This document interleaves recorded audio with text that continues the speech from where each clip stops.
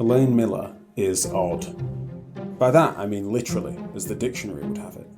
It says different to what is usual or expected, with synonyms strange, peculiar, weird, eccentric, bizarre, and funny. Let's linger on that last one for a bit. Funny.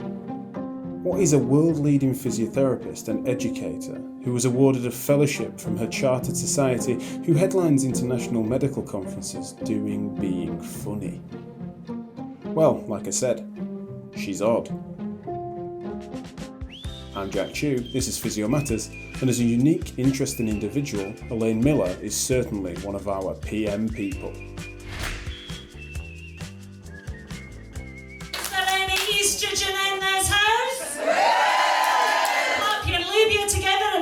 To the stage, Miss Elaine Miller. I wrote this show in a fit of temper because I heard a government thing that said that 50% of women in Britain didn't know the difference between their vulva and their vagina. And I thought, well, that's not very good, is it?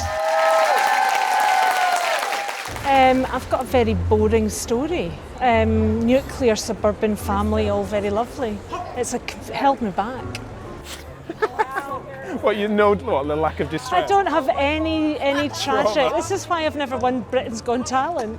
There's nothing interesting about me. In humour and when you're educating therapists, you mention about having children and the circumstances and consequences on your body around that time as an inspiration for motivating your clinical work, but also then finding both the humour and frustration in it. So is that a pivotal time for you, firstly clinically, and then how did it reach the other stuff? I think that most people that land up doing women's health either have experienced themselves of problems or somebody that they know and love has. There's a reason that people get pulled into it and why they stick in it.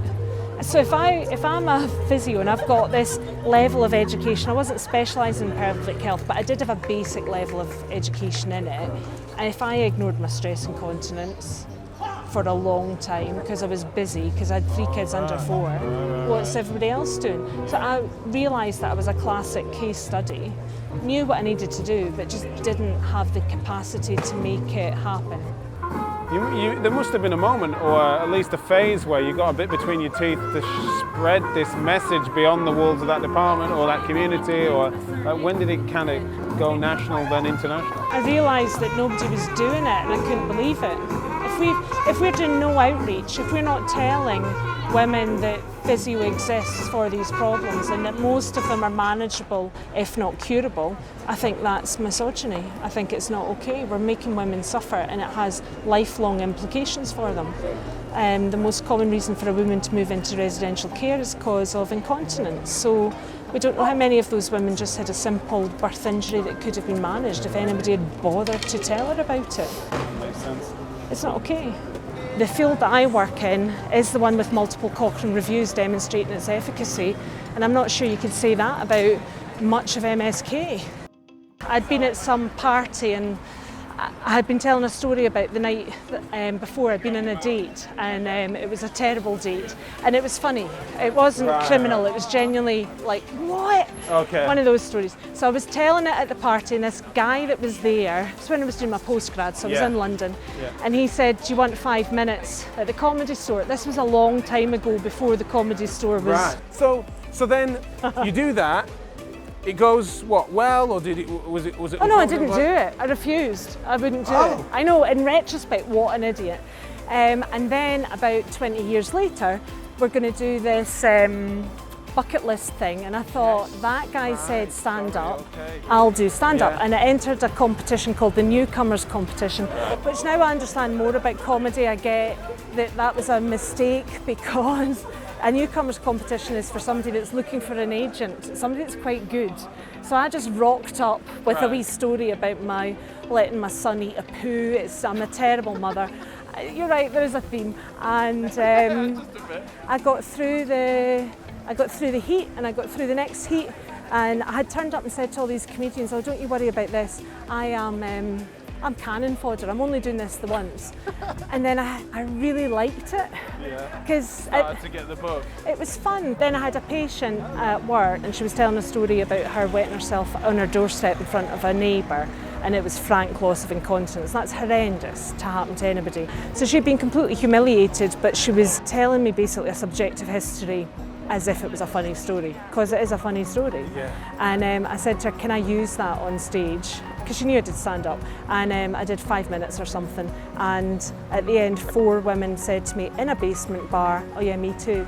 But they didn't know it was my job, and they didn't know there was help. They'd never spoken to anybody, they didn't like a GP, but they would say to some randomer when they were a bit pissed, yeah, I've got that as well. So then I'm like evangelising, saying, because if Penny therefore was going to drop from that. yeah, so what happens if I do this as a show, all the stuff I would say in clinic, and give them the information that they're not going to come and get and nobody's putting out there for them, maybe it would work.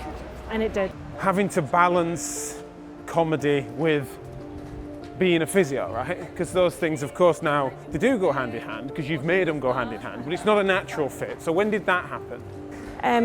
Well, again, it wasn't planned. I just did it and then got some feedback from some of my professional peers that they weren't that keen because they thought that it was fundamentally unprofessional, was what I was told. Many times, sometimes at quite loud volume right in my face. And I said that I didn't mind. I didn't mind that they thought it was unprofessional because I thought that there was a role for doing outreach and nobody else was doing it. Yeah. So to be respectful, these people had spent a lot of time analysing the data and the research, and they'd come up with best practice, which it is for the one woman that's consenting in front of me. But there's 13 million of them. So how's that going to work?